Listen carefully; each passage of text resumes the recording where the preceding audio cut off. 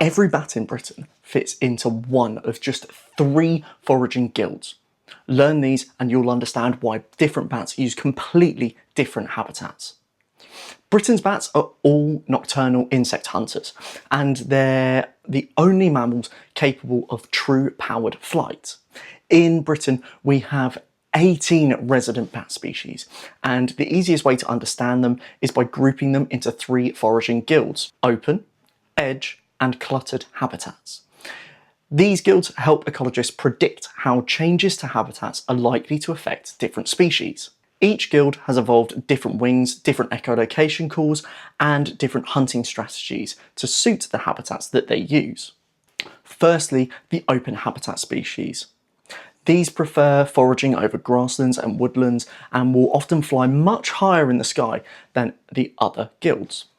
Most of Britain's larger bat species, such as the noctule and serotine, belong to this guild.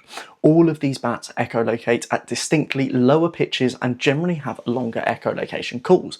This helps them to detect insects over much greater distances with a lot less background clutter. With these bats being in the open air, they're also the fastest bats, with the fastest being the noctule bat, which can reach over 30 miles an hour in level flight.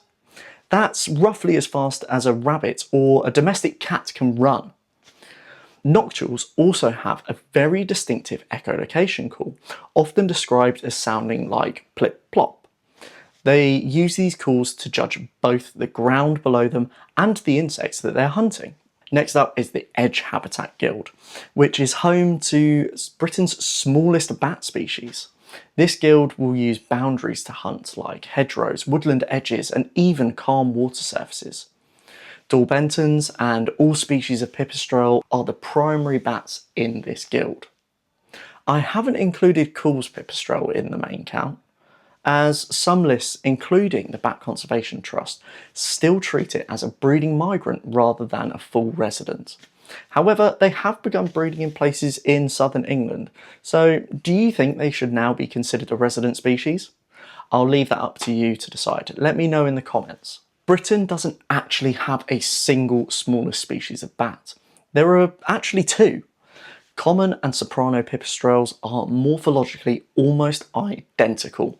They're both 3.5 to 4.5 centimeters in body length, and adults weigh up to 8 grams. To put that into perspective, they weigh less than 2 sheets of standard A4 paper, and weigh 5 times less than Britain's largest bat, the noctule. The main difference is their echolocation.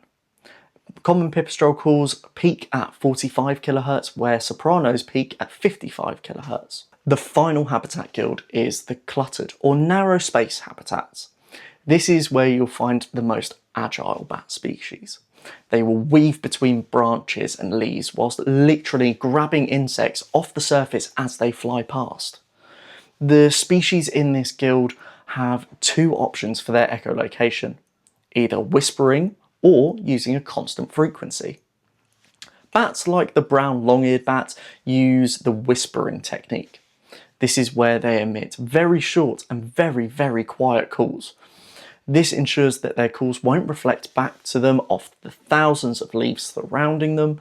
This also makes them really hard to find on a sound recording, even if you have a sonogram produced. The constant frequency option is adopted by the greater and lesser horseshoe bats. Now, these bats are unlike any other species in Britain. They are the only bats in Britain that use their nose to emit their calls, not their mouth. They will emit a long, constant frequency call. This makes them really easy to identify with a bat detector. Remember learning about the Doppler effect at school? Well, horseshoe bats use exactly that principle to detect prey and to navigate, but altering their call frequency to provide themselves with the information about obstacles and prey locations with incredible accuracy. One clear advantage of these long calls is that horseshoe bats can detect insects on leaves almost instantly, whereas other echolocation techniques require waiting for the next call. One way in which these other short calling bats have combated this is by doing something called a feeding buzz. This is where the bat will emit a rapid burst of echolocation calls as they close in on their prey. Now you know why different species of bats use different habitats. It's time to look at how ecologists actually record them in the field. Check out this video here to watch my intro into bat static surveys. Thank you for watching, and I'll see you in the field.